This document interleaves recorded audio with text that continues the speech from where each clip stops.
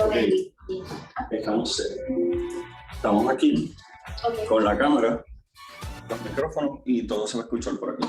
Ok, pues este mute ahora mismo.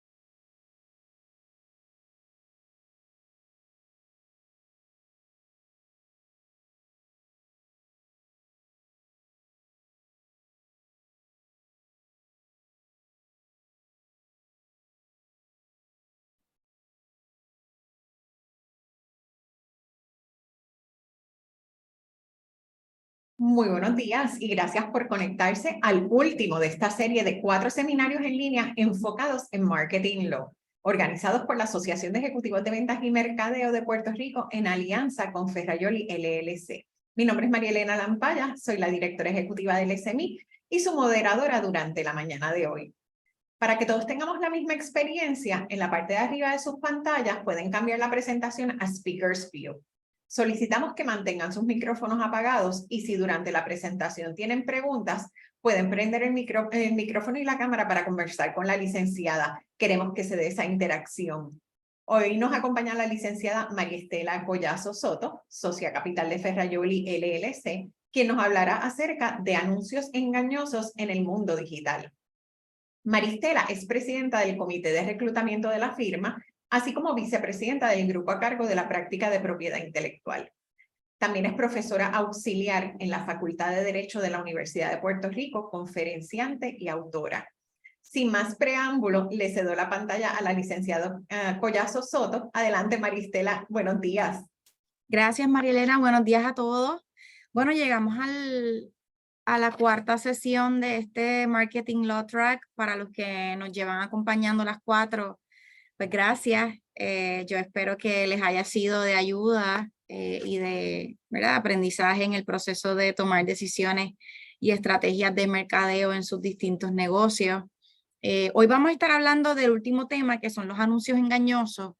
Y este tema es de particular interés porque conlleva una variedad bastante amplia de ramas, así que hoy tenemos bastante material que vamos a cubrir. Les voy a compartir mi pantalla para entonces darle inicio a la presentación lo antes posible.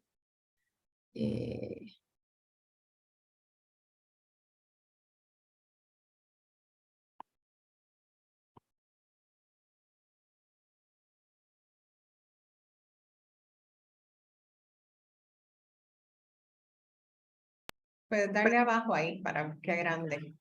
Listo.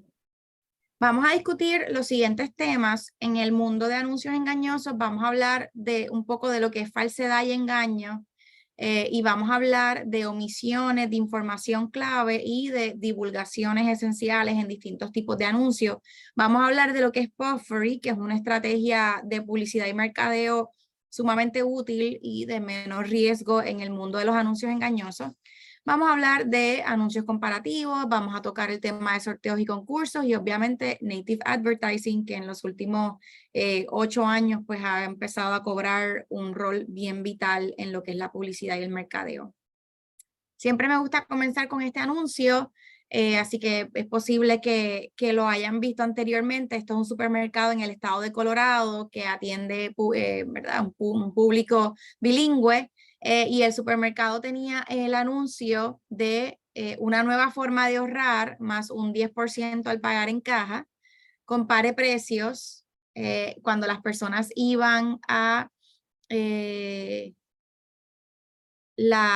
cuando las personas iban a la caja a pagar, se encontraban con que le sumaban un 10%, ¿verdad?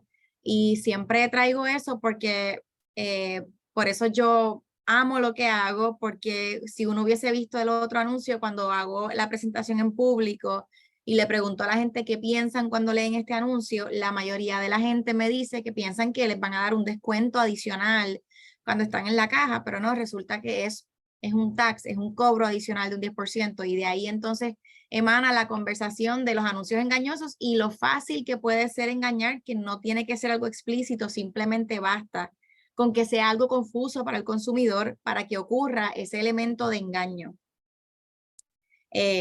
Y siempre en todas estas consideraciones hay un tema de si la información que se omite o la información que se resalta es o no material. Para propósitos de nuestra discusión, vamos a asumir que todo lo que se incluye en un anuncio es material, porque los anuncios, ustedes saben mejor que yo, el espacio es limitado, el espacio es costoso, sea en televisión, sea en prensa, sea en digital. Cada una de esas pulgadas de ese anuncio me cuesta dinero, o sea, le cuesta dinero al cliente o a ustedes. Así que yo tengo que, para propósitos de esta discusión, asumir que todo lo que tú escoges incluir en ese anuncio es material, es bien relevante para ese mensaje que tú quieres compartir. ¿Quiénes regulan los anuncios? Bueno, a nivel federal está el Federal Trade Commission, que es la rama del gobierno federal que regula todo lo que es anuncios engañosos a nivel nacional. Y a paralelo con eso está el Lanham Act, que recordarán también es el que regula marcas a nivel federal, pero el Lanham Act tiene unas disposiciones que son específicamente aplicables a anuncios engañosos entre competidores. Y en Puerto Rico tenemos a DACO, que regula anuncios engañosos ante los consumidores, y tenemos la Ley de Marcas de Puerto Rico, que igual que el Lanham Act a nivel federal, tiene una disposición que regula anuncios engañosos entre competidores. Así que en temas de anuncios engañosos, al igual que en marcas, tenemos entonces una regulación federal y una regulación local. Bien, para yo poder saber si puedo medir un anuncio engañoso, yo tengo que estar hablando de un hecho específico, es decir, un hecho que yo pueda medir. Algo que yo estoy haciendo una alegación en ese anuncio que se puede confirmar que esa alegación es cierta o es falsa. Vamos a ver ejemplos de alegaciones específicas, alegaciones medibles, pero vamos a ver también ejemplos de alegaciones que son tan amplias, tan abstractas, tan vagas, que no se pueden medir y entonces caen en la categoría de lo que conocemos como puffery o una exageración. Vamos a ver ambas vertientes para que ustedes puedan llevarse eso y cuando tracen estrategias de mercadeo o publicidad puedan utilizar ese análisis en su estrategia para minimizar riesgo. Bien, no sé quiénes lo recuerdan, pero en Puerto Rico hace ya como 2 décadas casi, había un anuncio, una campaña publicitaria de Ace con blanqueador, donde este caballero iba puerta con puerta, le tocaba la puerta y obviamente siempre había una ama de casa en esa casa lavando ropa casualmente cuando él tocaba la puerta.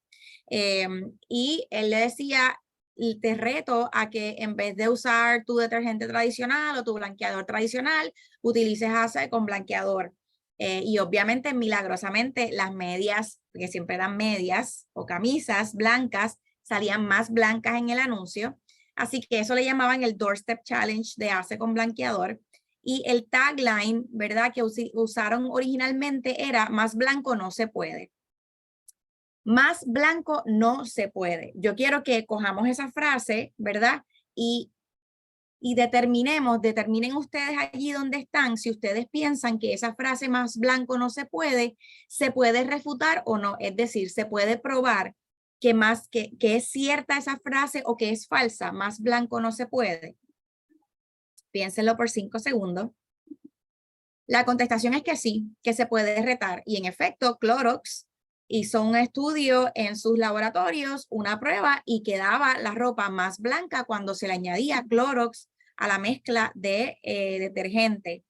Así que Clorox pudo establecer que de su faz, esa frase de Hace con Blanqueador era falsa. ¿Ok? Así que aquí vemos un ejemplo de una frase que es medible, que es específica, que para yo poder hacerla y utilizarla en una línea de anuncios, en una campaña de publicidad, tengo que tener evidencia para sustentarla. De lo contrario, tengo responsabilidad legal por un anuncio engañoso. ¿Ok?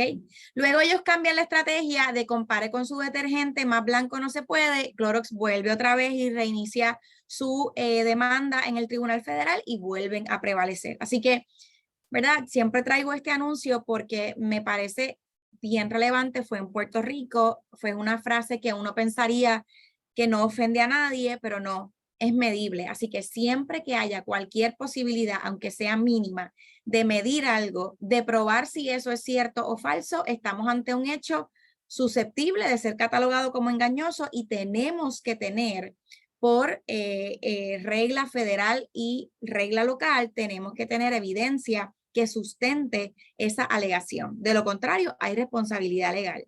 Y entonces les voy a traer un caso de Kraft. Este caso duró varios años.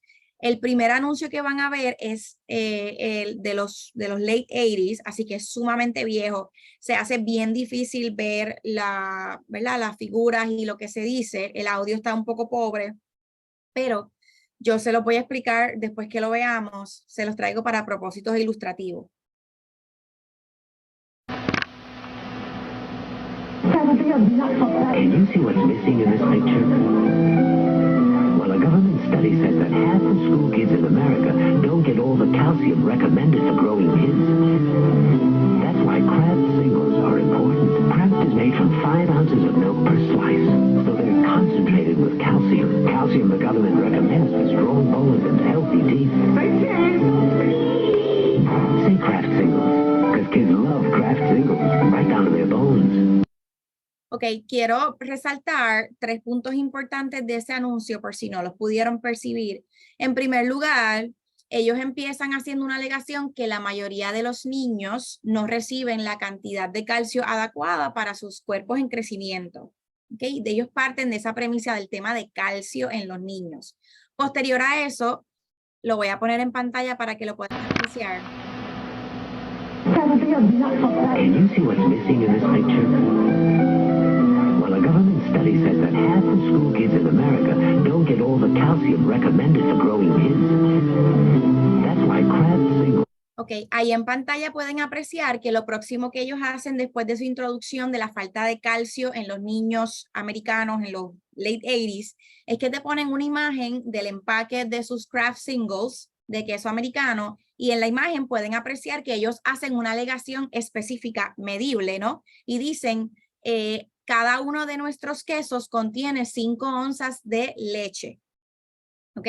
Eso es una alegación medible, ¿verdad? Porque yo puedo coger uno de esos quesos y en efecto constatar si ese queso contiene el equivalente a lo que serían 5 onzas de leche. Así que tenemos un elemento ahí bien importante de la alegación que se está haciendo en ese anuncio. Cómete un slice de queso Kraft americano y es el equivalente a que te estás tomando 5 onzas de leche y por lo tanto estás atendiendo tu necesidad de calcio diaria, ¿verdad? ¿Qué ocurre? Vamos a ver la divulgación que hacen en ese mismo anuncio ahora.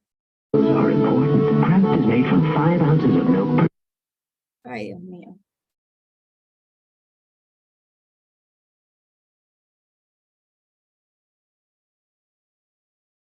Ok, Ahí no sé si pueden percibirlo, pero están diciendo en la divulgación, las letras pequeñas abajo en el anuncio, que realmente cada slice tiene 70% del calcio de 5 onzas de leche.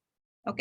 Así que en esa divulgación te están diciendo que aunque tiene 5 onzas de leche, no tiene el mismo equivalente de calcio que si el niño se tomara las 5 onzas de leche en un vaso. ¿Y por qué eso es importante? Pues miren, el tribunal catalogó que el anuncio era engañoso de su faz porque de tú ver el anuncio, tú presumes que sustituyes 5 onzas de leche por un slice de Kraft y vas a tener la misma cantidad de calcio en tu cuerpo, y eso es falso. Vas a tener 70% de ese calcio en tu cuerpo. Y el otro elemento, que es un elemento indirecto, Kraft alega que tienen más calcio en sus quesos que sus competidores, pero cuando se hizo el estudio, refleja que los competidores igual tienen todo 70% equiparable de calcio en sus slices de queso. Así que esa alegación de Kraft de que su producto contenía un producto superior en términos del porciento de calcio también era falsa de su faz. Así que habían 2 alegaciones falsas en este anuncio. Se los traigo porque obviamente son cosas que uno a veces pasa por desapercibido, y en efecto han habido litigios que han durado años en cuanto a esto. Este en particular lo llevó el Federal Trade Commission a nivel federal. Luego Kraft enmienda su anuncio, y quiero que vean el anuncio enmendado cuando termina todo el litigio para que observen la diferencia en las alegaciones que hace Kraft en su segundo anuncio. Ese era el anuncio imprenta, que básicamente dice lo mismo que el de televisión. Aquí les voy a poner el anuncio enmendado. Are you making my favorite sandwich, Dad? Yeah? Are you using Kraft single slices?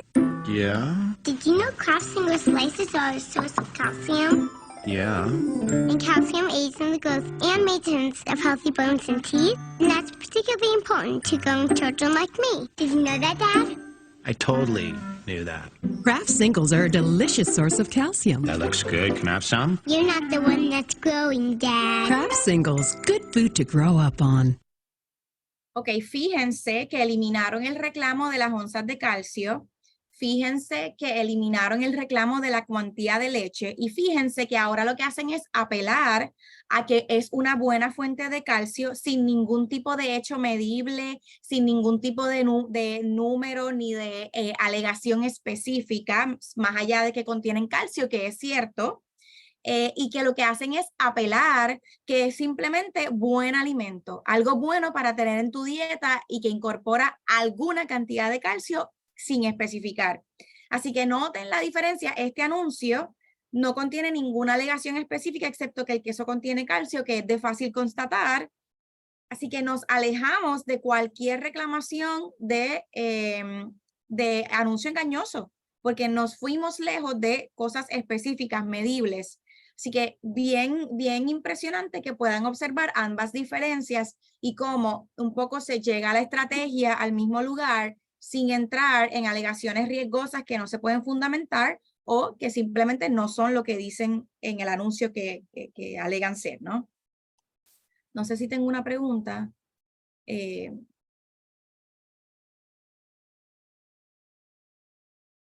No, un saludo solamente. Ah, ok, perfecto.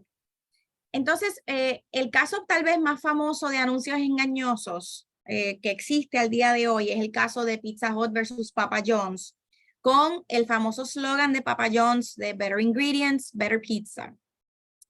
Todos los que hemos comido Papa John's en algún momento de nuestras vidas hemos visto el slogan en sus cajas, en sus tiendas. Al día de hoy todavía en sus anuncios de publicidad lo incluyen, pero este slogan fue producto o fue retado a nivel federal en varias instancias a principios de la década del 2000, porque Pizza Hut alegaba que este eslogan era medible, específico, y que se podía refutar que los ingredientes de Papa John's no eran mejores y que la pizza de Papa John's no era mejor, ¿verdad?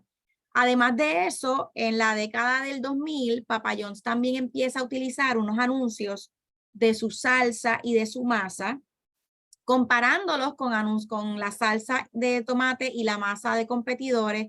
Y en general, ¿verdad? Para resumirles, ellos alegaban que su salsa era de tomates que crecían en el vine y que se sacaban frescos y que se exprimían frescos para la salsa, pero que la salsa de tomate de sus competidores era enlatada.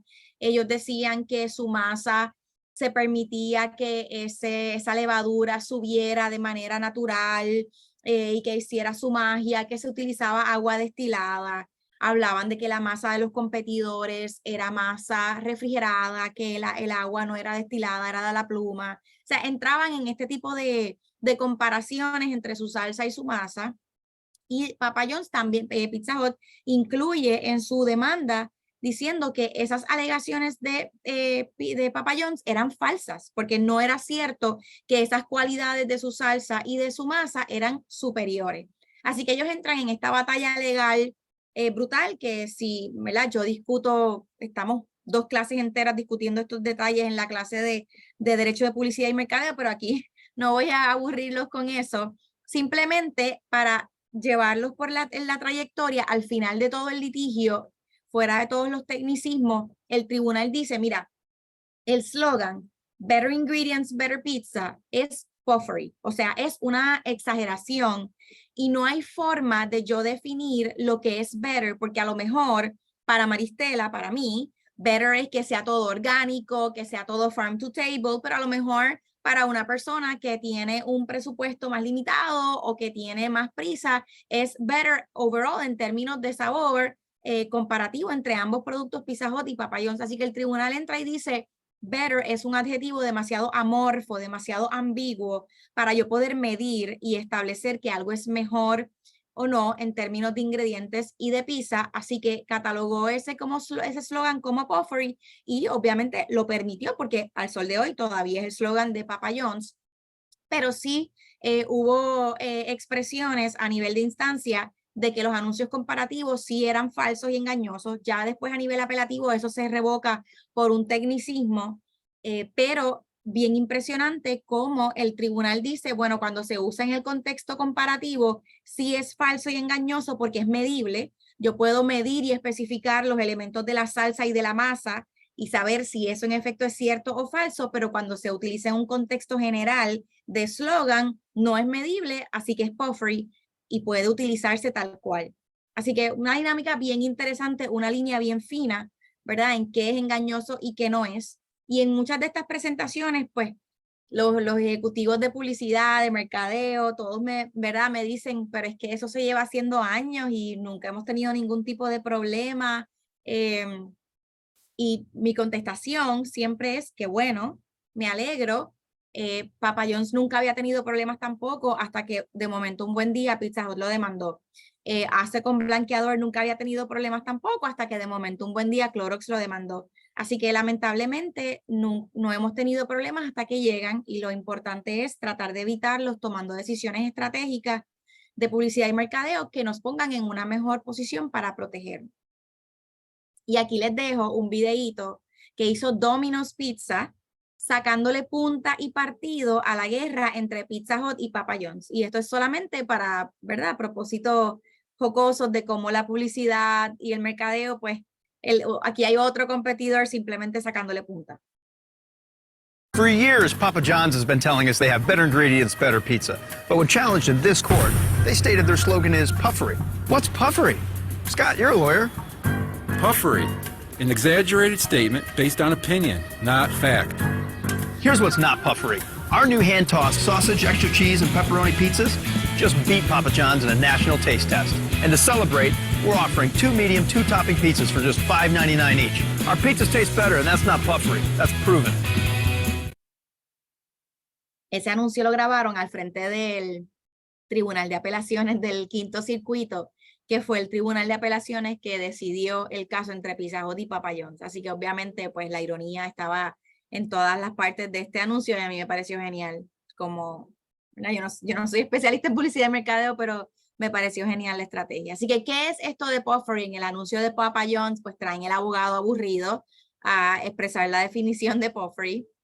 Y puffery básicamente son expresiones exageradas, tan abstractas, tan ambiguas, que ocurren dos cosas: que ningún consumidor las coge en serio, o sea, ningún consumidor descansa en ellas para tomar decisiones sobre los productos o servicios que va a comprar, y no se pueden medir, no se puede verificar su veracidad, ¿ok? Así que en esencia eso es puffery, y aquí les tengo 2 o 3 ejemplos de puffery para que más o menos tengan una sensación de qué se trata. Por ejemplo, cuando salió the Xbox One is one of the greatest things that's ever happened to mankind. Obviamente, ¿verdad? Nadie le va a creer eso. Este anuncio de un competidor de Uber: subjectively, we're objectively better than Uber. De nuevo, puffery completamente abstracto, y una garantía de 300 años. Aunque ese número es medible, nadie va a tomar en serio una garantía de 300 años, ¿verdad? Así que distintos ejemplos de puffery para que puedan usarlos de referencia. En el caso de la industria de maquillaje, hay muchos elementos que ocurren en esos anuncios que en teoría pudieran ser medibles y verificables, pero por la naturaleza de la industria, todos los consumidores lo cogen como puffery. Por ejemplo, este anuncio de máscara de 200% más volumen, si en efecto fuésemos a tener, ¿verdad?, 200% más volumen, en teoría no puedes abrir y cerrar tus ojos por el grosor de las pestañas, pero los consumidores sabemos que eso pues simplemente significa que es más volumen para tus pestañas, pero no cogemos ese número necesariamente en serio. Así que también ese elemento de puffery va a variar según la industria. Si, por ejemplo, estuviésemos hablando de selladores de techo y decimos que el sellador de techo es 200% más efectivo, ahí sí que van a cogerte en serio y van a buscar que tú les midas y les puedas justificar que en efecto ese sellado queda 200% mejor sellado que la competencia. Así que todo depende también mucho de la industria donde estamos. Tienes una pregunta de José Flecha en el chat. Gracias. ¿Qué piensa en cuanto a los casos de Pepsi que ha tenido problemas legales por su publicidad, como el caso del avión y el caso de Filipinas, entre muchos otros errores? No estoy familiarizada con ese caso. Si me pueden dar los hechos, pues a lo mejor podemos hablar un poquito de ello. En lo que José nos da los hechos, les comparto este otro caso de Glad y Ziploc. Este caso nace cuando Glad empieza a competir con Ziploc en la industria de las bolsitas. Sí, ¿me escucha? Sí. Sí, ok. El caso del avión, Ajá. ellos hicieron en la década de los 90 Ajá. un concurso donde las personas podían, compraban Pepsi y adquirían puntos por, ¿verdad? Por una camiseta, todo. El hecho está, incluso hicieron un documental de Netflix sobre el mismo. El caso está que el premio final eran no sé cuántos puntos. Se asemeja a un puffering, como te explica, porque tenían que hacer no sé cuántos puntos para llevarse un avión militar. Ese era el cierre del anuncio. Y entonces era bien interesante el caso porque este muchacho consiguió un inversionista, porque humanamente no había manera de poder comprar tanta Pepsi Cola para poder lograr el objetivo. Ajá. Y el concurso tenía la opción de que tú podías pagar en efectivo los puntos para comprar la camisa o un juguete. Lo que hizo el joven con el inversionista, porque él dijo, yo puedo adquirir el avión vale como 50, 60 millones, invierto 3, 4 millones en puntos y le sacó dinero al avión. Consiguió un inversionista, compraron los puntos, pero cuando fueron a canjearlo no estaba la opción del avión. Pero en otros países decía que eso era un fake, pero no en Estados Unidos. El hecho está que eso es tan interesante, ¿verdad? De que pues que el joven fue a donde Pepsi Cola, Pepsi Cola le daba 1 millón para que quedate callado y vete para tu casa, pero el muchacho dijo que no, que quería su avión. incluso cuando se llama Pepsi, yo quiero mi avión. Entonces, el hijo duró tantos años, pero perdió, y era, todo lo que usted explica era para Pepsi perder. Y Pepsi le ganó el caso al muchacho. Sí. Y incluso, pues, entonces te enseñan muchos errores de Pepsi Cola que ha tenido a lo largo de la historia por publicidad engañosa, mucha publicidad engañosa. El caso de Filipinas, que prometieron a alguien que iba a ser millonario, al abrir una chapa, ¿verdad? Con el número X, y por error imprimieron no sé cuántas miles de latas con ese número ganador, y todo el mundo fue a reclamar el premio millonario, y Pepsi dijo, ay, fue un error, y se formó una conmoción gigantesca de fuego, vandalismo.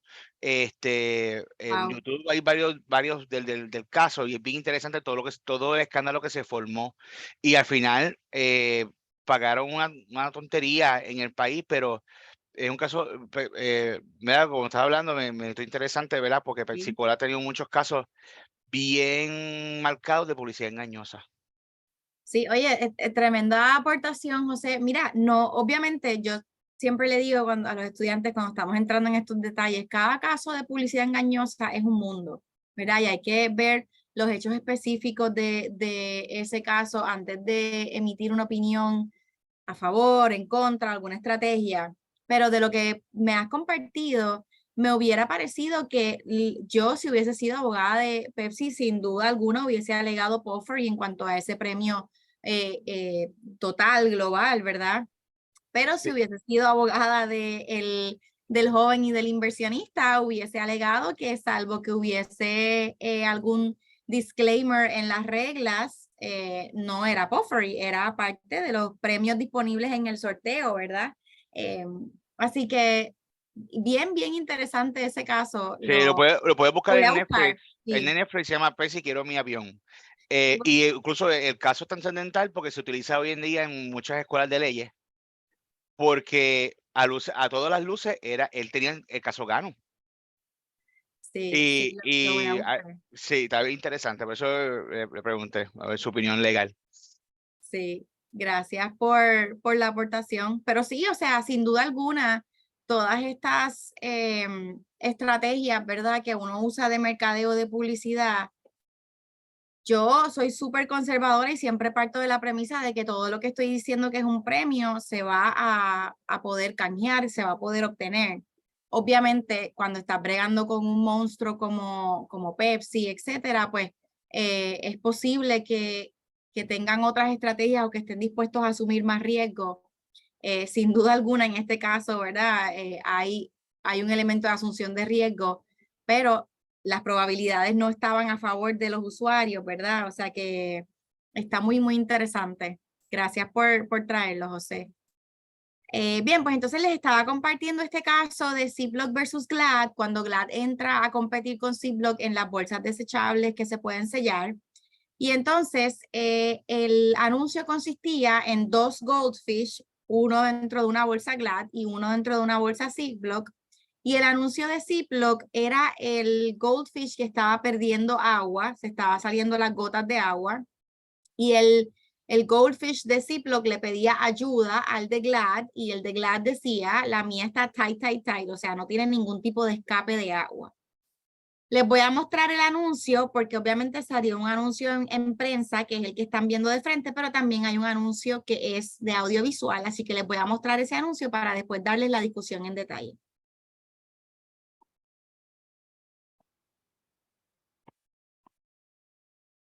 Let's see which bag has the tighter seal, Glad or this expensive Ziploc slider bag. Glad to help.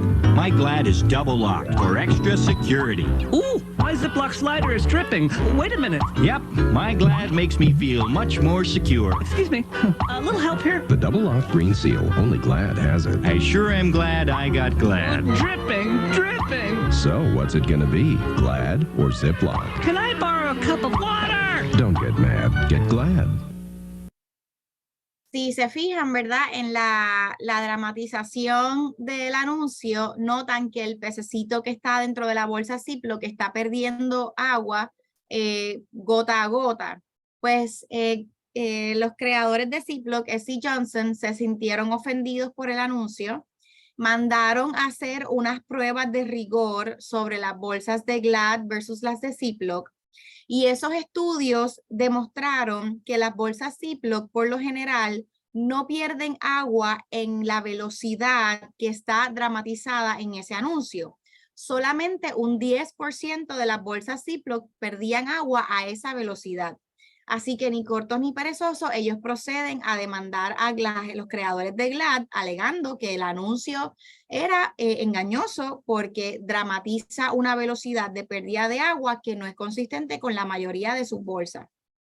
Esto desata un litigio bastante feroz. El equipo de Ziploc prevalece. Luego Glad saca un anuncio igual a este, pero el rate de la pérdida de agua era un poco más lento. Y Glad vuelve a la batalla, vuelve y los demanda y vuelve y prevalece. Así que, ¿verdad? Glad tuvo que sacar el anuncio de su faz después de gastarse cientos de miles de dólares en abogados. Así que por eso les digo que en muchas ocasiones esto, pues todo sale bien y no pasa nada, pero lamentablemente hay veces que sí, que las cosas salen mal. Así que ese tipo de dramatización que es medible, yo puedo medir la velocidad en que el agua se escapa de la bolsa, es el tipo de dramatización que tenemos que tener sustentada antes de sacarla en una alegación de publicidad y mercadeo.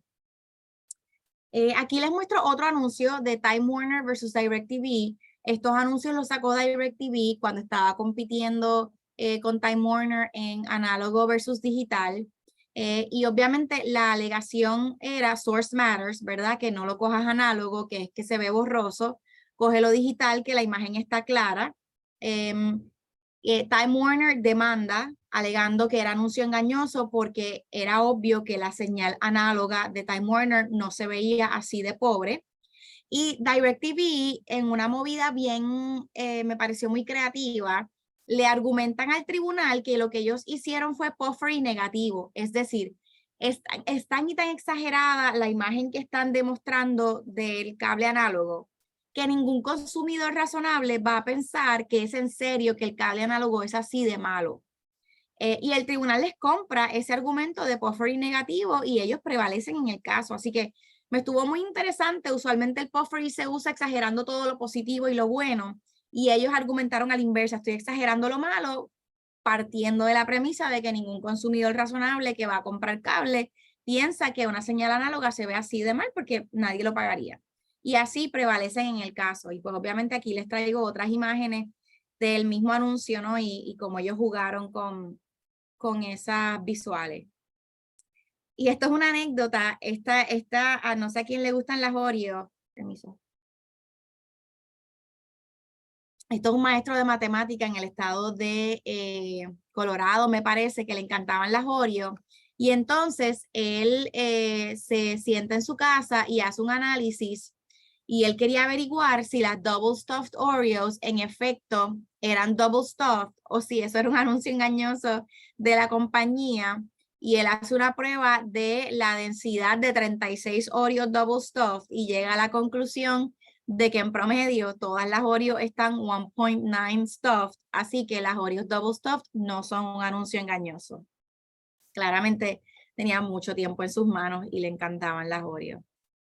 Bien, terminando un poquito el overview del tema de anuncios engañosos, creo que lo que quiero que se lleven es que si van a hacer alegaciones específicas, asegúrense de que tienen los estudios de consumidores o los estudios científicos para fundamentar esas alegaciones medibles, porque de lo contrario se exponen a una reclamación de anuncios engañosos y si no, siempre tienen la alternativa de puffery, que es esa exageración en positivo o en negativo tan dramática, tan marcada, que ningún consumidor razonable va a descansar sobre ella y te distancia de una alegación de anuncios engañosos a la vez. Así que cumple un doble propósito. Y entonces ahora quiero tocar las guías del Federal Trade Commission sobre endosos y testimonios.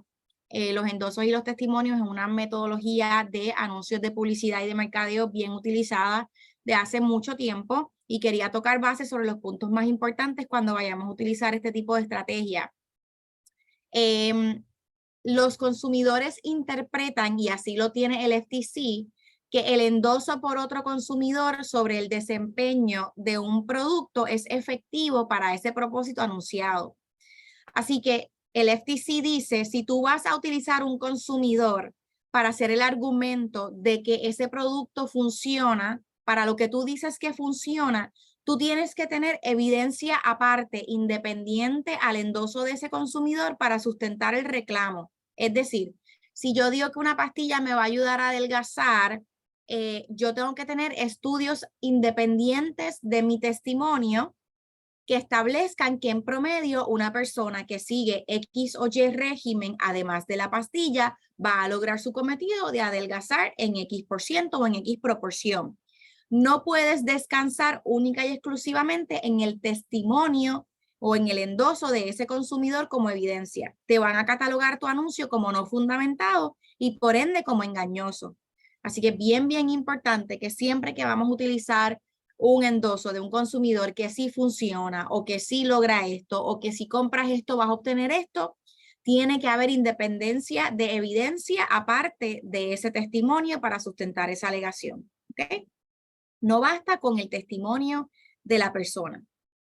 Y aquí pues obviamente también les traigo a colación que el FTC ha dicho en reiteradas ocasiones que una divulgación ambigua o abstracta como por ejemplo results not typical no es suficiente para subsanar diferencias en la evidencia que sustente la alegación o inclusive falta de evidencia que sustente la alegación. Así que bien importante que las divulgaciones que sean demasiado abstractas va a ser como si no hubieses puesto ninguna divulgación.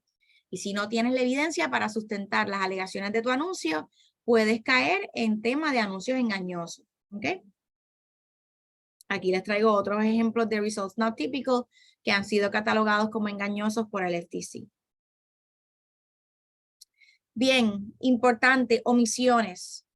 Cuando dejamos fuera de un anuncio información material, eso es un anuncio engañoso. Así que no tan solo un anuncio engañoso es por información que yo incluyo que no está sustentada por fundamentos o información que yo incluyo que no tiene, que el sustento no dice lo que yo alego, sino también pueden haber anuncios engañosos cuando yo omito información que yo sé que es clave. ¿Ok? Aquí, por ejemplo, este caso es bien interesante. Cuando Smirnoff sacó su bebida de ice alcohol, ¿verdad? Para competir con Mike's Hard Lemonade, etcétera, como una línea nueva que se puso muy en boga. Uno de los competidores se quejó en algo que se llama el National Advertising Division, que es un ente independiente regulador que ve casos de anuncios engañosos en la industria de publicidad muy reputado y respetado. Se quejaron de que tenía Smirnoff Ice omitió una divulgación bien importante que era que no contenía vodka. Y la alegación principal era que todo el mundo presume que si es un producto Smirnoff, debe contener vodka. El NAD en aquel momento determinó que no era engañoso, no era una omisión, porque era un producto independiente, aunque de la misma marca, y no era una presunción razonable asumir que porque eran de la misma marca iba a contener vodka. Pero para que vean por dónde va la cosa de las alegaciones, ¿no? O sea, se alegó que si tu producto ya está asociado con una parte o con un elemento clave y sacas un producto nuevo que no tiene ese elemento o ingrediente, tienes o debes divulgar que no lo tiene. Una variedad interesante.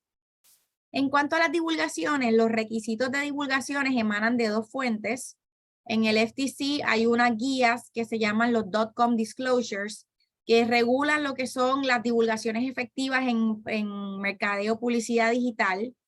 Y en Puerto Rico, la regla 16 del Reglamento de Prácticas Comerciales es la regla que regula los requisitos de divulgaciones.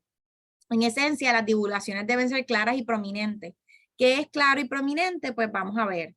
Hay 4 divulgaciones que hacen que una divulgación cumpla con ese estándar de clara y prominente. En inglés se le conoce como las 4 Ps, pero en español obviamente la traducción no es igual. Prominencia, tiene que estar grande y llamativa la divulgación. Si es muy pequeña o si el tiempo, si es visual que está disponible para que un lector la pueda leer no es suficiente, pues no va a cumplir con ese requisito. presentación, tiene que estar visible en un lugar de fácil acceso para el consumidor. Placement o ubicación, tiene que estar cercano a la alegación principal, proximidad, y tiene que hacerse coetáneamente con esa alegación principal. Así que esos 4 elementos son los 4 elementos que vamos a evaluar para poder determinar si nuestra divulgación cumple con el estándar de clara y prominente. Y aquí pues les traigo algunos ejemplos cómicos, ¿no? De divulgaciones que obviamente no cumplen con el estándar de clara y prominente. Un anuncio que te dice 2 for 1 all day, every day, asterisco, realmente solamente de 4 a 6, pues esa divulgación no subsana lo que es un anuncio engañoso de su faz. Y bien importante, una divulgación nunca va a subsanar una alegación principal que es engañosa. ¿Ok? Así que si hacemos una alegación que sabemos es engañosa de su faz, con una divulgación que trate de cambiar lo que dice la alegación principal, no subsanamos nada y estamos ante un anuncio engañoso. Y pues aquí otro, ¿verdad? Otro chiste, pure granulated sugar, que abajo dice sugar free. ¿Verdad? Obviamente jocoso, pero nos sorprenderíamos con la cantidad de veces que vemos estas cosas en vida real y no son un chiste. ¿Verdad? Free beer featuring no hops, no malt, no yeast, extra water. Básicamente free water. Y bien, ubicación y proximidad en particular es un tema importante a discutir en divulgaciones, porque dependiendo del medio donde vamos a hacer el anuncio, esos requisitos van a variar, ¿verdad? Si, por ejemplo, estamos usando un medio que no permite divulgación como un billboard, pues tenemos que asegurarnos que la divulgación no sea necesaria para ese anuncio, porque de lo contrario, si usamos ese anuncio en el billboard sin la divulgación, estamos haciendo un anuncio engañoso. Así que tenemos que tailor nuestros anuncios para el tipo de medio en el que estamos haciendo las divulgaciones. De nuevo, si la divulgación no cabe en el medio que queremos utilizar en el anuncio y el anuncio necesita la divulgación para no ser engañoso, tenemos que reconfigurar la estrategia del anuncio para ese medio, porque de lo contrario tenemos un anuncio engañoso. Tenemos una pregunta, los casos de anuncios de telecomunicaciones que dicen ilimitado y en letra pequeña aclaran que si te pasas de X data te bajan la velocidad, ¿es engañoso o basta con aclararlo en líneas pequeñas? Pues esa es una pregunta bien interesante y esa pregunta ha sido tema de disputa legal en múltiples casos, inclusive class actions, ¿no? Pleitos de clase a través de distintos estados.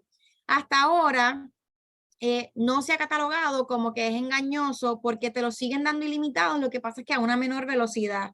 Y se ha catalogado que esa divulgación subsana pues, ¿verdad? Cualquier confusión, así que no, en teoría no te limitan los minutos, no te están cobrando más por minuto, simplemente te están limitando la velocidad de la data.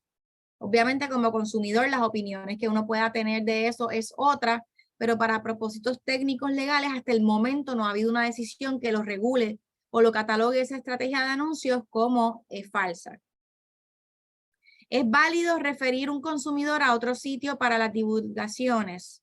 Detalles en... Pues mira, depende si estamos haciendo una divulgación, por ejemplo, en prensa, en un periódico impreso, y tenemos las letras pequeñas abajo, se supone que en esa divulgación de letras pequeñas incluyamos cualquier información material para que el consumidor tome su decisión, ¿ok? Pero, por ejemplo, si es un sorteo y ponemos las reglas abreviadas en las divulgaciones, pero ponemos para el detalle de las reglas completas el link donde pueden encontrar las reglas completas, eso sí es válido. Así que depende del tipo de anuncio y la divulgación que estamos haciendo para saber si la referencia a detalles en es suficiente o no. Lo que sí les puedo compartir es que si tenemos un anuncio digital, el link de más detalles tiene que estar ahí. O sea, si yo tengo un anuncio de sorteo y estoy haciendo un anuncio digital, el link de más detalles para ver las reglas finales del sorteo tiene que ser que yo oprimo el link que está disponible en ese anuncio digital y me lleva directo. No es válido un pop-up con las divulgaciones y no es válido que el link me lleve a otro link que tengo que presionar otro link. ¿Ok? Así que ver más detalles en la divulgación digital tiene que ser un acceso directo a esos detalles adicionales al oprimir ese link. No puede ser links subsiguientes y no puede ser por la metodología de pop-up. ¿Por qué? Porque hay muchos ya programaciones y devices digitales que ya bloquean los pop-ups. Así que la divulgación a través de pop-up no está aceptada por el Federal Trade Commission. Entonces, los anuncios comparativos. Muchos competidores les encantan los anuncios comparativos. Hay anuncios comparativos donde argumentamos superioridad, ¿verdad? Mi producto es mejor que el del competidor, o mi producto hace X o Y mejor que el competidor, o mi producto es más económico que el del competidor. Y hay anuncios comparativos que simplemente hablan de paridad, ¿verdad? Mi producto es tan bueno como el de la competencia, mi producto es tan económico como el de la competencia. Los anuncios comparativos, yo digo que siempre son un mundo peligroso porque estás haciendo una tentación directa a tu competidor a retar las alegaciones que tú estás incluyendo en tu anuncio. O sea, es como una invitación a la guerra. Así que yo siempre le digo a los clientes, si deseas hacer un anuncio comparativo, asegúrate que las alegaciones que estás incluyendo en el anuncio son correctas, que son ciertas y que están adecuadamente sustentadas por evidencia independiente, porque es el tipo de anuncio que con más frecuencia termina en litigios federales. ¿Okay? Por ejemplo, aquí les traigo un anuncio comparativo. Los creadores del vodka Belvedere demandaron a los creadores de la vodka Grey Goose por una serie de anuncios que Grey Goose sacó en base a unos estudios que se hicieron. La gama de Luxury Vodka se somete anualmente a una diversidad de taste tests, ¿verdad? Una de ellas es el Beverage Tasting Institute of Chicago. Este instituto, una vez al año, prueba sobre 40 vodkas que están en la categoría de Luxury Vodka y hace un rating del 1 al 40 en términos de posicionamiento de esas vodka. ¿Okay? En el 1998, el resultado de ese taste test fue que Grey Goose quedó en número 1 y Belvedere quedó mucho más abajo en la posición. Lo pueden ver tercero de abajo para arriba de la primera página. ¿Okay? Así que como parte de ese resultado, Grey Goose saca el siguiente anuncio, rated the #1 tasting vodka in the world, en letras grandes, y en letras más pequeñas hacen la historia del taste test, ¿verdad? Te dicen en el 1998, the Beverage Tasting Institute of Chicago conducted a blind taste test of more than 40 vodkas. They awarded points on smoothness, nose, and taste. Of all the vodkas, Grey Goose emerged victorious, receiving 96 points out of a possible 100, ¿verdad? Y te explican que este taste test hace pruebas anuales, ¿ok? Así que en el anuncio te dan el detalle de cuándo fue que el vodka salió número 1, cuál fue el taste test en el que salió número 1 y cuál es la alegación principal, que ellos dicen que somos número 1 en el mundo. ¿Qué ocurre? Que a Belvedere no le gustó esa alegación y ni corto ni perezoso demandan a Grey Goose Vodka diciendo que es un anuncio falso. ¿Por qué? Porque en un estudio posterior, que no lo tengo aquí, entonces Belvedere salió mejor rankeado que Grey Goose Vodka y Grey Goose continuaba utilizando este anuncio basándose en los resultados del 1998. Así que Belvedere dice, este anuncio dejó de ser cierto el minuto en que los resultados del taste test cambiaron. Pero el argumento de Grey Goose era, no, este anuncio es cierto en el 1998, yo fui número 1. El tribunal catalogó el anuncio como válido y lo permitió porque había la divulgación de en qué año fue que se obtuvo ese resultado y porque se sabía que a nivel de Luxury Vodka hay tantos taste tests que se hacen que los consumidores saben que hay un poco de puffery envuelto en la alegación de Grey Goose. Así que basándose en la industria y basándose en la información contenida en el anuncio, el tribunal indica que no era un anuncio engañoso. Pero, ojo, han habido otros tribunales que han dicho que basarse en resultados viejos puede ser engañoso. ¿Okay? Así que es peligroso. Esas alegaciones pueden ser un slippery slope para dejarse llevar por ellas. Todo va a depender del tribunal que te toque, el juez que te toque y las alegaciones y cómo las presenten los abogados. Así que anuncios comparativos, de nuevo, son una invitación, una pequeña invitación a la guerra y yo nunca los recomiendo a menos que están súper fundamentados. Bien, ahora vamos a hablar un poco de sorteos y concursos y les voy a resaltar las cosas más importantes que ustedes tienen que tener presentes cuando diseñan un sorteo o un concurso. ¿Ok? En primer lugar, es bien importante que las reglas detallen las fechas de comienzo y de terminación. Si tu concurso va a terminar 1 o 2 días antes de la fecha de terminación, porque después es que vas a escoger tu ganador, eso tiene que estar claramente detallado en las reglas, ¿ok? Cada fecha importante, cada proceso importante tienen que estar bien detallados en las reglas, porque si no, se pueden llevar una querella en DACO, que créanme que les sale más caro a ustedes tener que defenderse de una querella en DACO que hacer las cosas bien en las reglas desde el inicio. Y con todo y eso, hay veces que como quiera los consumidores insisten en ir a DACO y el cliente tiene que invertir tiempo y recursos en defenderse de algo que estaba bien hecho. Pero obviamente las probabilidades bajan mientras mejor redactadas están esas reglas. Los requisitos de elegibilidad. Es bien importante que si tienen requisitos de elegibilidad, que usualmente los hay, los detallen claramente en las reglas. Las formas y maneras de participar. Miren, 100% de los concursos que yo superviso de clientes, 100% siempre alguien participa mal, no entiende bien. Así que la redacción de las formas y maneras de participar es crucial para minimizar lo más posible esas malos entendidos, confusiones, etcétera, que siempre ocurren entre la población. Requisito esencialísimo para cualquier sorteo o concurso que van a llevar. Si no se acuerdan de más nada, acuérdense de esto hoy. Todo concurso y sorteo que se hace en Puerto Rico tiene que tener metodología gratuita de participar. Lo voy a repetir. Todo concurso o sorteo que se haga en Puerto Rico tiene que tener metodología gratuita de participar. Y todas las reglas, incluyendo reglas abreviadas, tienen que tener la siguiente oración. No se requiere comprar o pagar nada para participar. Eso es sagrado. Ustedes no saben cuántos clientes yo tengo que vienen a la oficina y me dicen, no, pero es que la participación es si compras esto, si pagas aquello, si compras este producto. No, pero es que yo no estoy cobrando nada para participar, solamente compra el producto. Eso es comprar para participar.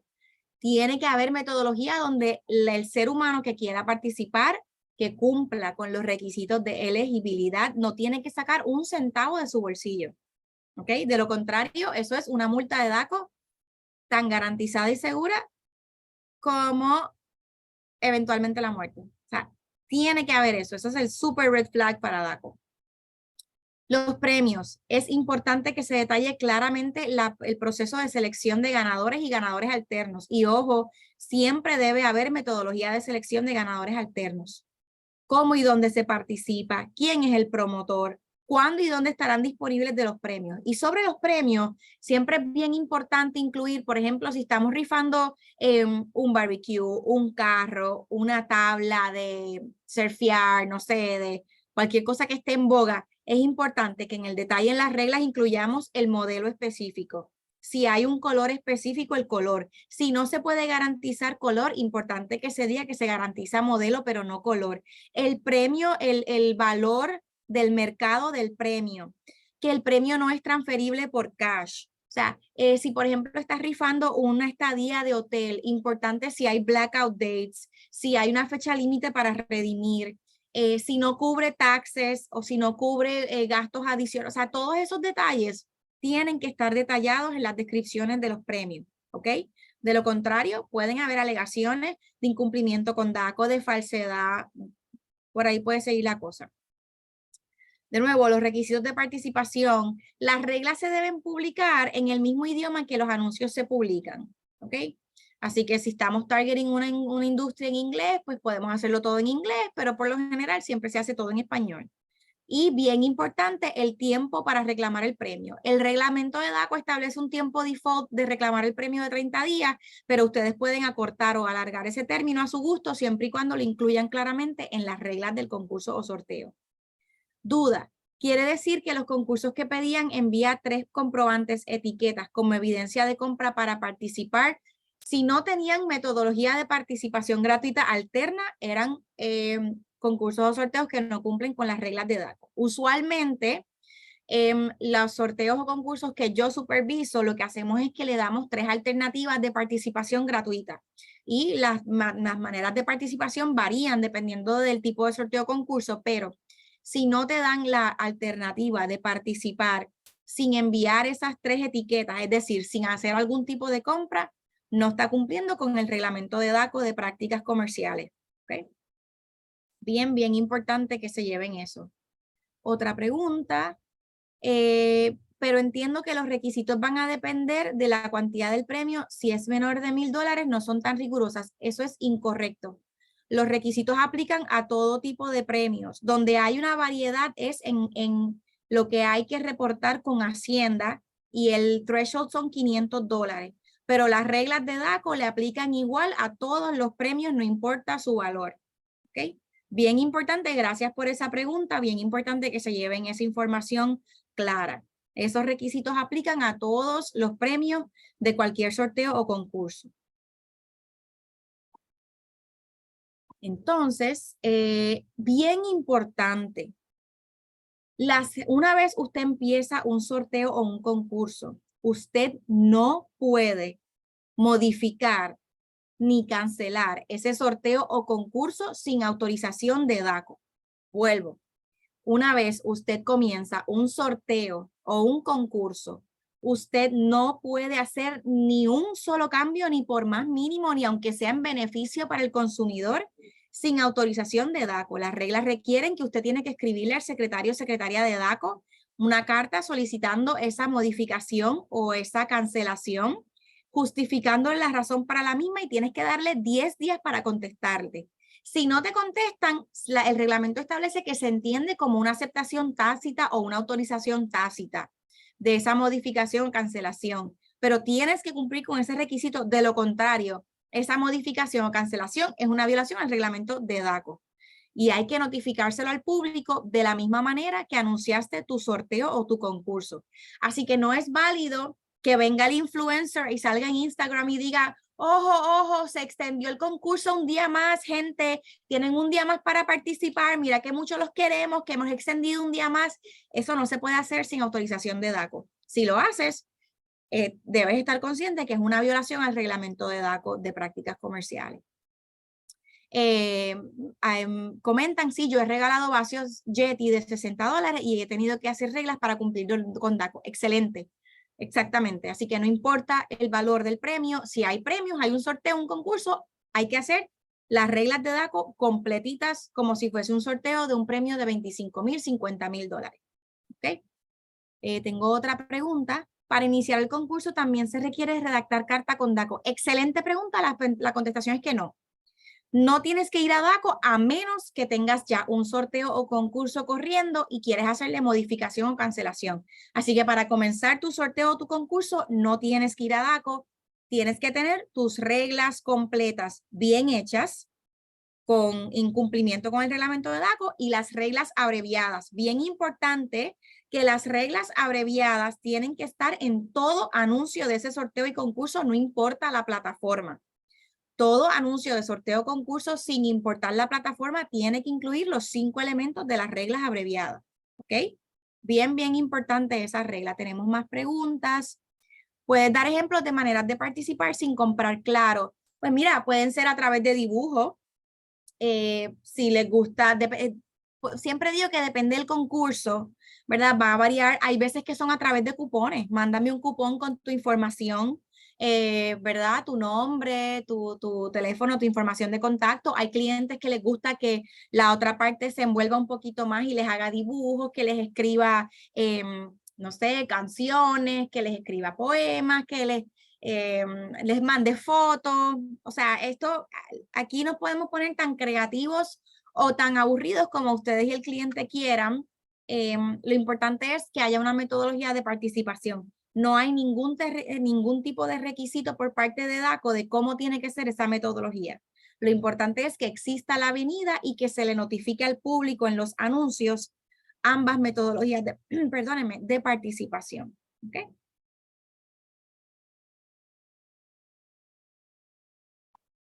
Bien. Entramos a la última parte de nuestro seminario y es Native Advertising. ¿Qué es Native Advertising? Miren, esto es la metodología nueva que está en boga de mercadeo y publicidad usando influencers, usando figuras públicas, usando pues blogueros, o sea, usando por ejemplo las entrevistas en radio que parecen ser entrevistas orgánicas, pero son entrevistas pagadas, o en televisión, donde aquí tenemos el segmento de X compañía, como todos los miércoles, orientándote sobre X tema. Y hoy tenemos con nosotros a X personas representantes de la compañía que nos va a estar hablando de sus servicios, bla, bla, bla.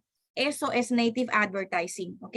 Un anuncio, un artículo de periódico o de revista que es pagado, es decir, no esa revista o ese periódico no se levantó y dijo orgánicamente quiero investigar este tema, sino que una compañía se le acerca y le dice, ojo, te quiero pagar porque me hagas un artículo o un editorial de mi nuevo servicio o de mi nueva plataforma o de mi nuevo producto, y es pagado. Todo eso es Native Advertising. En esencia, cualquier tipo de publicidad que viene disfrazada como algo orgánico, ¿ok?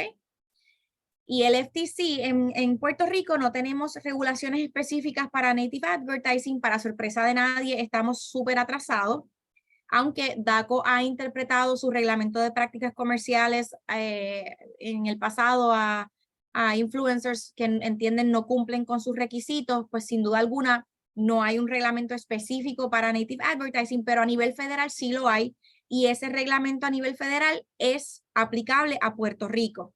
El reglamento cobró vigencia en diciembre del 2015 y se llama el Enforcement Policy for Statement on Deceptively Formatted Advertisements. Y si ven del título, Deceptively Formatted Advertisements es porque son anuncios que vienen disfrazados de una opinión de un influencer, de un artículo de revista de periódico o de una entrevista en algún medio digital o de radio que parecen ser orgánicos, ¿ok? Y hay unas reglas específicas a nivel federal ya cada vez que vamos a utilizar este tipo de metodología de publicidad y mercadeo, que se está utilizando muchísimo porque ha resultado ser muy efectiva, ¿verdad?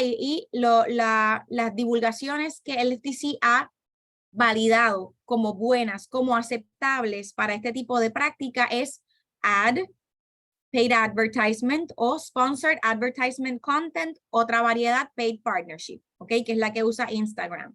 Esas 4 alternativas es una divulgación que ya el FTC ha catalogado como suficiente para tú dejarle saber al público consumidor que eso que están viendo, recibiendo, escuchando no es orgánico, es pagado, ya sea por el influencer, ya sea por la figura pública, por el artículo de revista o periódico o por la entrevista digital de radio, televisión, que sea. ¿Ok? Así que de nuevo, las divulgaciones apropiadas para este tipo de práctica hasta el momento es la palabra ad, paid advertisement, paid partnership o sponsored advertising content. También pueden usar sponsored solo. Lo que el FTC no aprueba es promoted o promoted stories porque cataloga que la palabra promoted puede ser engañoso. Así que promoted o promoted stories no es aceptable para divulgar algún tipo de publicidad nativa, ¿ok? Y les traigo el caso de Lord & Taylor, que este caso fue con el que se estrenó el FTC con el reglamento nuevo que les comenté que entró en vigor en diciembre de 2015. Este caso es de marzo del 2016 y Lord & Taylor iba a sacar una línea de negocio nueva, una línea de traje de ropa nueva, así que contrató a 50 influencers les regaló los trajes y firmó contratos con ellas, para que hicieran anuncios a través de sus páginas de Instagram modelando los distintos trajes. Aquí tienen, por ejemplo, a Something Navy, que es una influencer sumamente famosa en Estados Unidos, modelando uno de los trajes. Si se fijan en el contenido de su anuncio, del anuncio de Lord & Taylor, en ningún lado dice hashtag ad, hashtag paid advertising, hashtag sponsored. En ningún momento le dejan saber al público consumidor que eso es un anuncio pagado y que no fue que ella se levantó, Ariel Charnas se llama ella, un día y dijo, me voy a poner este traje porque me gusta. De igual manera, utilizan otra influencer súper famosa, Wendy's Lookbook, y de nuevo, esta es en la página de ella. No hay nada que diga hashtag ad, hashtag paid advertisement, hashtag sponsored, nada que te diga que es pagado, cuando en efecto sí hubo un intercambio de bienes a cambio del post y hubo un contrato firmado por los servicios. ¿Ok? Y entonces también pagaron por anuncios en revistas de fashion. Aquí les incluyo uno de los artículos en la revista Nylon Magazine, hablando de los trajes, de la nueva línea de estos trajes. Este anuncio fue pagado, no obstante, en ningún lado del anuncio revela que fue un anuncio que fue pagado o que hubo algún tipo de auspicio por el mismo. Así que el FTC, ni corto ni perezoso, catalogó toda esta línea de mercadeo y de publicidad de Lord & Taylor como engañosas, incumpliendo así con sus guías de Deceptively Formatted Advertisement, y Lord & Taylor tuvo que pagar una sanción del FTC. ¿Ok? Y obviamente retirar toda la línea de publicidad. Así que, de nuevo, cuando vayamos a hacer publicidad que es publicidad nativa, asegúrense de que siempre en algún lado, clara y de manera prominente, conspicua, esté la divulgación de que eso es sponsored, que es pagado, que es un anuncio, ¿ok? Que no es algo orgánico. Y aquí les traigo ejemplos de anuncios haciéndose pasar por un artículo de contenido editorial orgánico. Es pagado, pero si se fijan en la parte de arriba, muy pequeño, dice advertisement. Y antes de eso dice Special Advertisement Feature. Quiero que vean en la línea bien finita encima del título, van a poder apreciar esas letras, esa divulgación. Así que este anuncio cumple con los requisitos del FTC en cuanto a artículos pagados que son en formato de contenido orgánico. Y aquí les traigo este ejemplo de el Rolling Stones, que siempre me parece súper bueno traerlo. En el 2010, Rolling Stone Magazine quiso hacer un feature de la gama de música de indie rock y quisieron resaltar las bandas más famosas en ese género de música y crearon este contenido totalmente orgánico, resaltando todas estas bandas, ¿verdad? Aquí este es el artículo como tal. Si se fijan, todos los nombres son nombres de bandas en el universo de indie rock o en la gama musical de indie rock. Pues tienes ahí Angry Red Planet, tienes Animal Planet, Space Jam, todas esas son bandas que tocan ese tipo de música, ¿verdad? Y Rolling Stone hizo este artículo, este special feature, que no fue pagado, que no fue sponsoreado por ninguna de estas bandas, por ninguna marca, pero ellos sí, típico de toda revista, vendieron la portada y la contraportada del special feature. ¿Quién las compró? Cigarrillos Camel. Okay. Quiero que vean, esta es la portada del feature, el anuncio de Camel, que dice Welcome to the Farm, ¿ok? Y aquí tienen la imagen de la contraportada también. Camel Farm, Free Range Music, committed to supporting and promoting independent record labels. Entonces, los dueños de algunas bandas de música indie demandaron a Rolling Stone Magazine argumentando que este special feature fue vendido, fue sponsoreado por Camel Cigarettes y que por lo tanto Rolling Stones cometió una violación de su derecho de imagen propia porque utilizaron sus imágenes sin autorización para lucrarse. Obviamente la defensa de Rolling Stones fue que la serie no fue pagada por Camel, que Camel lo único que hizo fue comprar el espacio de publicidad de la portada y contraportada, que no hubo asociación ni afiliación alguna entre los editores de Rolling Stone y Camel al desarrollar el artículo, y prevalecen al final. Pero qué interesante el spin que le dieron algunas de estas bandas, que como no había un anuncio engañoso como tal, se fueron por el lado de violación de derecho de imagen propia. Los que estuvieron con nosotros en el último seminario que hablamos del derecho de imagen propia, pues se acuerdan cuán creativo pueden ser este tipo de reclamación y cuán fina es la línea entre violación y no violación. Y aquí tienen un ejemplo de cómo intersecta esa rama de publicity, ¿verdad?, de imagen propia, con la rama de anuncios engañosos. Así que nada, eso fue un ejemplo adicional que les quería traer. Les tengo otras imágenes del especial de Rolling Stones para que vean lo completo que fue, y el último anuncio que pagó Camel como parte de ese anuncio. De nuevo, hay algunas similitudes, pero realmente se nota la diferenciación entre lo que es Camel y lo que era el artículo de Rolling Stones. Así que sí se pueden distinguir.